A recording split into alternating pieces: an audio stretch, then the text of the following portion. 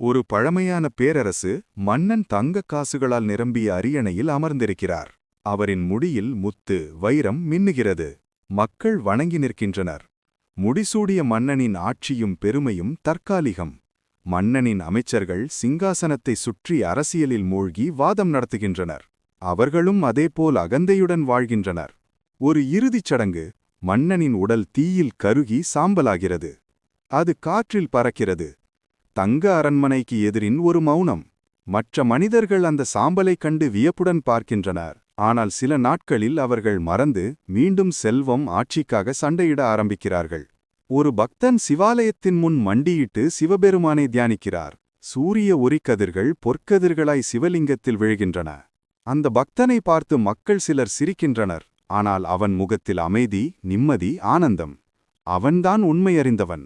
சாம்பலாகி பறந்த மண்ணிலிருந்து ஒரு புதிய பூ மலர்கிறது. உயிர் மாறலாம், ஆனால் உண்மை நிலைத்ததே.